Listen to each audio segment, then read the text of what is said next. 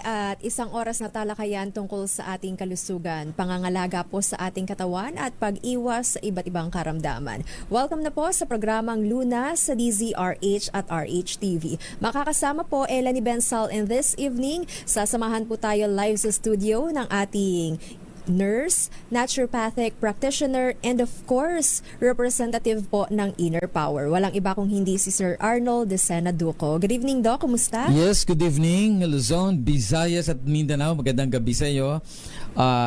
Mamaya mag-usapan natin yung tungkol sa hypertension kasi may mga bagong research ngayon tungkol sa cholesterol. Yes. And of course, mamaya itatakal din natin ang diabetes mellitus. Para nga po sa may mga katanungan tungkol sa ating discussion, bukas po ang ating text line. Maaari niyo po yung ipadala sa numerong 0919-2826-485. At syempre, para sa mga naka-online, maaari rin naman po kayong mag-post sa ating Facebook page na DZRH News. At kapartner nga rin po natin ang Inner Power ngayong gabing ito para rin po sa may mga inquiry or mga interesado sa pag-avail po ng Inner Power, ibibigay rin po sa atin ni Sir Arnold ang kanilang hotline number, Sir Arnold. Yes, our number is 0951-4822-128. Inuulit ko, 0951-4822-128. Inulit ko, 0951-4822-128. Yung Facebook ko po ay Arnold Oxenia Bigafreya saka Arnold Duco Inner Power. So by the way, pag-usapan natin, maganda, abangan nyo mamaya yung guest natin na puputulin na yung paa niya. Gusto din ng doctor is putulin kasi it is already gangrenous. So naunahan ng putulin yung kanyang hintutrus, hinlalaki sa paa. Then talagang maitim natin. Kahit ako sa nakita ko sa picture nung bago siya gumamit ng Inner Power ay talagang very gangrenous, maitim na siya talaga at napakataas na ng kanyang creatinine and kanyang hemoglobin bumagsak na, mataas din ng sugar. So by using the Inner Power at yung kaibigan natin dyan na gumagamit din ng Inner Power na taga Central Bank, ito dapat mag-mega dose tayo. So abangan natin mamaya sa third segment. So ang topic natin ito kasi napakadami itong gustong kahit pabalik-balik natin ang tungkol sa diabetes mellitus, no? Dami talaga to. So we have to tackle na lang yung parang hapaw-hapaw na lang para mabilis tayo, no?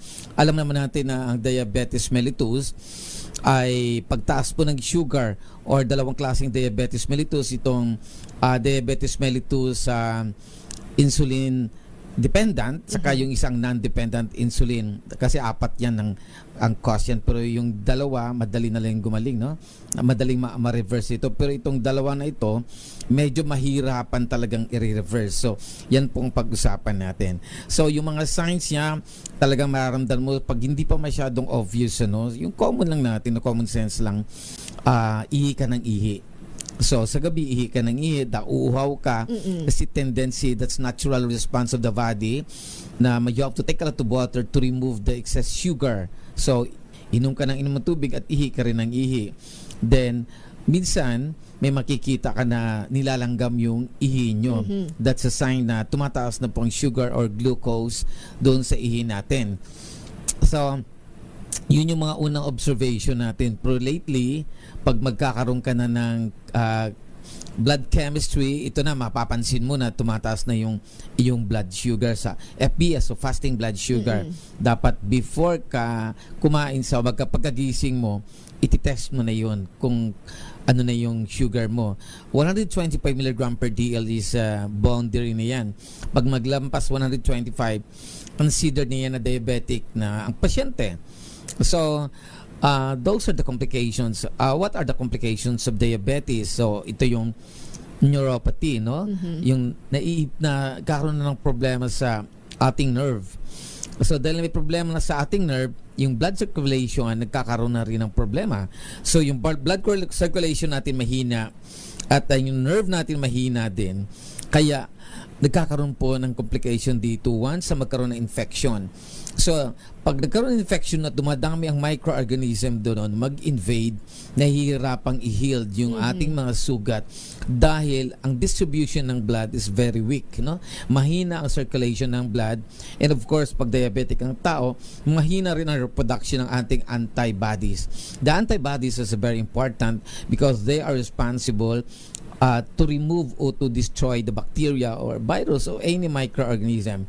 At hindi lang yun, the macrophages are also responsible para ito ay i-repair yung mga nasisirang sugat. So kung mahina ang ating antibodies, of course, yung recovery ng ating sakit sa paa ay mahirapan. Mapapansin mo namamanid, para may tusok-tusok, tapos medyo nagda-dark na ang color, yan na-obserbahan nyo. Then sa mga lalaki, nagkakaroon na siya ng sa kanyang erectile dysfunction, no? Nagkaroon na siya ng problem. Then later, itong mata, magkakaroon siya ng mga cataract, magkakaroon siya ng glaucoma, retinal detachment, o pagkalabo ng mga mata. So those are the complications. And of course, ang pinakamahirap na complications dito ay yung pagtaas ng ating creatinine. So once na pasyente, kasi pag diabetics talaga, palaging nakakaroon pala talaga ng problem yan sa kidney dahil yung kanyang nerve nahihirapan namin na mag-function normally. So, ang nangyayari, tumataas, nasisira ang kidney, Ida-dialysis. tumataas ang creatinine, bumabagsak ang hemoglobin count. Nagtataka sila, bakit bumabagsak ang hemoglobin count? Because the kidney are responsible to produce the hormones that we call this erythropoietin. So, itong erythropoietin na ito yung hormones to convert adult stem cells to become hemoglobin. So, kung maraming premature blood dyan, at walang erythropoietin hormones, hindi po dadami ang ating red blood cells. By the way, ang liver natin nagpo-produce din, pero hindi talaga sing dami ng nasa kidney natin. That's why yung mga doctor natin minsan nagbibigay ng erythropoietin injection para ma-stimulate yung katawan to create hemoglobin count. So, pag hindi ito naayos ang kanyang kidney, pag hindi natin na-reverse, delikado ito. But mostly of the patient, once na tumataas ang kanyang creatinine, tuloy-tuloy na po ang pagtaas ng kanyang problema sa kidney. And later, madialysis na talaga. Lalo na pag nasa stage ng second, third, o in stage of renal failure, dapat pong ma-dialysis na yan. Kasi, ayan yung mga magiging komplikasyon kapag hindi, Sir Arnold, kapag hindi natin na-manage yung ating blood sugar level. Paano nga po ba natin ma-maintain yung tamang antas ng asukal sa dugo or yung ating blood sugar level, Sir Arnold, para nga po makaiwas tayo sa komplikasyon na dulot po ng diabetes? So dito tayo sa management, no? Isa pa lang doon, pag tumaas ang creatinine natin, kakaroon po ng edema o yung tinatawag natin na manas, no, sa Tagalog. So, dito tayo sa management, no? Actually, the doctor will give you para sa insulin diabetes mellitus na dependent sa insulin. Of course, insulin na ibibigay. Sa non-dependent naman, maraming mga drugs yun. Pero, pag nag-uumpisa pa lang ang pagtaas, sabihin natin, nasa 130, yung sugar, mag-start ka ng mag-ayos ng iyong katawan, no? So, dito natin gagawin ng mga natural na gagawin para hindi natin mapapataas. Number 1, you have to remove the food which is especially mga processed, no? Huwag po tayong kumain ng mga matatamis, mga soft drinks, energy drinks, lahat po na juice ay huwag na nating kainin. Lalo na pag sa supermarket na bibili, those are only artificial drinks, hindi yan natural. Kung gusto yung uminom naman ng natural na juices, mga prutas na lang. Yes, exactly. Totoong prutas, kalamansi, lemon, oranges, everything na tunay, papaya juice, yun ang gagawin nyo. You have to remove the all processed food. Bakit natin i-remove, no? Kasi sa pag-remove ng mga processed food, ni-remove mo na rin yung mga chemicals na in-intake natin. Inunurish po natin ang ating gut or GUT. So, what is GUT? Ito yung part ng ating digestive system. So, actually, napakalaking role at one of the most important organ ang ating digestive tract. Dahil dito po nanggagaling lahat ng nutrients para manurish ang ating mga organs. Kasi once hindi natin manurish ang mga organs natin, complications may happen. So tulad ng halimbawa, kain ka ng mga chichirya, kain ka ng mga processed food, posible po masira ang inyong pancreas. Magkakaroon ng maraming kulumpun doon ng mga taba-taba doon sa organ niyan that may cause diabetes mellitus, no? So, sobrang intake ng mga carbohydrates like glucose, fructose, it will be converted into fats. So, pag dumami ang fatty acid sa katawan natin, hindi na magpa-function normally yung mga organs natin, even the liver, the heart, the kidney, and of course, the most important yung ating pancreas na nagpo-produce po ng insulin at saka glucagon. Yan ba yung dudulot ng acid reflux or GERD, Sir No, Arnold? it's different. Okay. Different story. Pag sa acid reflux naman, it's the liver. Pwede natin may tatakil natin yung sa liver. That's related to the liver. So, bakit kailangan natin ingatan itong gut natin, no? Yung ating digestive tract? Kasi po, ang digestive tract natin, dito nakatira ang mga good bacteria like lactobacillus or bifidus bacteria. So, pag nag-take tayo ng mga processed food, you know that processed food contains a lot of preservative. For example, tinapay na lang, no? Ordinarong tinapay, ordinarong pandesal sa bangketa na bilhin natin. May nilalagay pa yan na sikretong preservative, that's calcium proponate or potassium sorbate para yan sa mga cake. At hindi lang yan, merong trans fat, merong margarine. Yan, yung margarine is trans fat and lard is trans fat and butter is a trans fat. So, napakataas po yan sa cholesterol, no? Magiging cholesterol yan. So, pag pumasok sa katawan natin itong mga pagkain na may preservative, like for example, dilata. So, dilata containing sodium benzoate, potassium sorbate, merong sodium nitrate, sodium nitrite. So, those chemicals are considered preservative. So, pag sinabi mong preservative, they can destroy the bacteria or any kinds of yeast, no? Sisiraan nila, i-inhibit nila ang production ng yeast. Ang problema, kailangan natin ng yeast sa katawan, kailangan natin ng mga good fungus sa tiyan natin at kailangan natin ng mga good na bifidus and lactobacilli.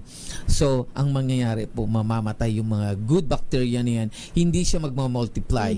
So, dahil hindi siya nagmamultiply, that's another problem because those bacteria like bifidus, lactobacilli and other yeast formation, nagpo-produce po ito ng mga enzymes.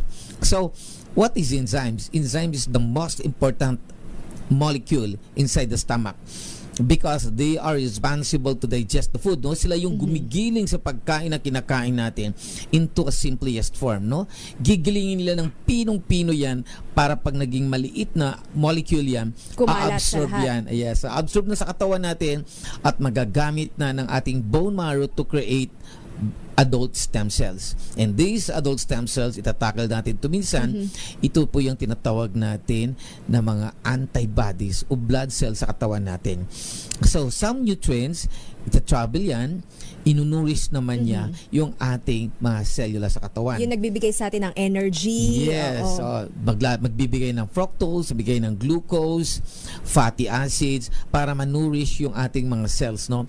Doon, lalo na doon sa mitochondria, no? Doon sa pinakasentro ng cells natin. So, para magkakaroon siya ng energy.